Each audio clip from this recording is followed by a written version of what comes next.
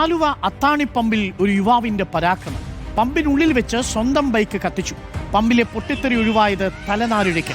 ഷബാസ് അഹമ്മദുണ്ട് കൂടുതൽ വിവരങ്ങളുമായി. ഷബാസ് അഹമ്മദ്, ഇയാൾക്ക് എന്താണ് പ്രശ്നം? വല്ല മാനസിക പ്രശ്നമുള്ള ആളാണോ?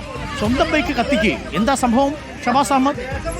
അരുൺകുമാർ, ആലുവ അത്താണിയിലെ ഇന്ത്യൻ ഓയിലിന്റെ പമ്പിലാണ് ഇത്തരത്തിലൊരു യുവാവ് വലിയൊരു പരാക്രമം കാണിച്ചത്. ഈ പമ്പിലെത്തിയ യുവാവ് ഈ പെട്രോൾ പമ്പ് ജീവനക്കാരുമായി തർക്കമുണ്ടാവുകയായിരുന്നു. ഈ പമ്പിൽ പെട്രോൾ അടിച്ചതിന് ശേഷം യുവാവിന്റെ ഫോൺ പിടിച്ചു വെച്ചു എന്നൊക്കെ ആരോപിച്ചായിരുന്നു യുവാവ് ഈ പമ്പിലെത്തി പ്രശ്നമുണ്ടാക്കിയത്. തുടർന്ന് കണ്ടിരുന്ന ആളുകൾ ഇയാളെ പിടിച്ചു മാറ്റാൻ ഒരു ശ്രമം നടത്തി.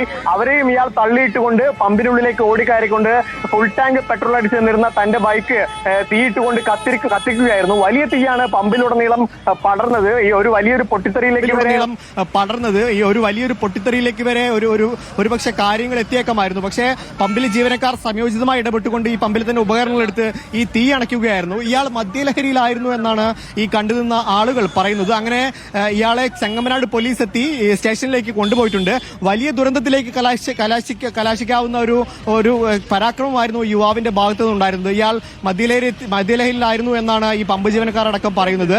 ഇയാൾ എത്തിക്കൊണ്ട് ഒരു വാഹനം കത്തിക്കുന്നതിലേക്ക് പോകുമെന്ന് ഈ കണ്ടുനിന്നവരാരും പ്രതീക്ഷിച്ചിരുന്നില്ല. കാരണം ഇയാൾ എത്തിക്കൊണ്ട് ഈ പമ്പ് ജീവനക്കാരുമായി ആദ്യം പ്രശ്നമുണ്ടാക്കി. അവർ വാക്കുതർക്കത്തിൽ ഏർപ്പെട്ടു.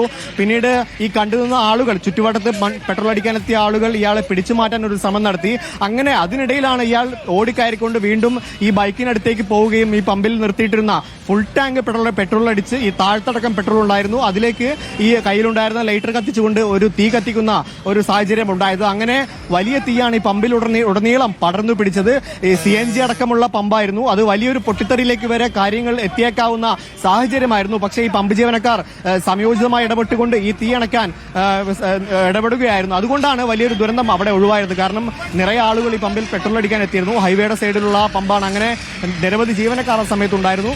വലിയൊരു അപകടമാണ് ഇയാളുടെ പരാക്രമം കാരണം ഒഴിവായത്. എന്തായാലും ഇയാളെ ചെങ്ങമനാട് പോലീസ് എത്തി സ്റ്റേഷനിലേക്ക് കൊണ്ടുപോയിട്ടുണ്ട്. ഇയാളെ കുറിച്ചുള്ള കൂടുതൽ വിവരങ്ങൾ പുറത്തു വരുന്നതേ ഉള്ളൂ. പക്ഷേ ആ പ്രദേശത്തുള്ള ആളുകൾ പറയുന്നത് ഇയാൾ സ്ഥിരം പ്രശ്നക്കാരനാണ്, മദ്യപിച്ചെത്തി സ്ഥിരമായി ഇത്തരത്തിൽ പ്രശ്നം ഉണ്ടാക്കാറുണ്ട് എന്ന വിവരമാണ് ഈ പമ്പിലുള്ള ആളുകളും പ്രദേശത്തുള്ള ആളുകളും പങ്കുവയ്ക്കുന്നത്. എന്തായാലും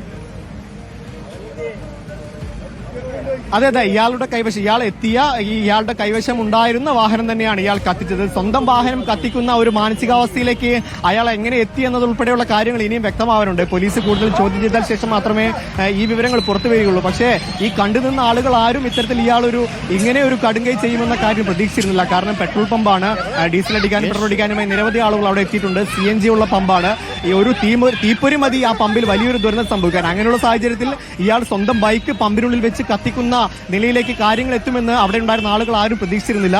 പക്ഷേ ഇയാൾ ഇത്തരത്തിലൊരു നിർഭാഗ്യവശാൽ ഇങ്ങനെ ഒരു നടപടിയിലേക്ക് ഇയാൾ കടക്കുകയായിരുന്നു. വലിയ അപകടമാണ് എന്തായാലും ഒഴിവായിരിക്കുന്നത് ഈ ഘട്ടത്തിൽ. Arunkumar, okay, thank you. Shabaz അഹമ്മദാണ് വിവരങ്ങൾ നൽകിയത്. എന്തോന്നില്ലേ, ബൈക്കൊക്കെ അതും പെട്രോൾ പമ്പിൽ കൊണ്ട് ഫുൾ ടാങ്ക് അടിച്ചു കഴിഞ്ഞിട്ട് പെട്രോൾ പമ്പുകാരുടെ ദേഷ്യത്തിന് സ്വന്തം ബൈക്ക് കത്തിച്ച് കളയുക. എന്തൊരു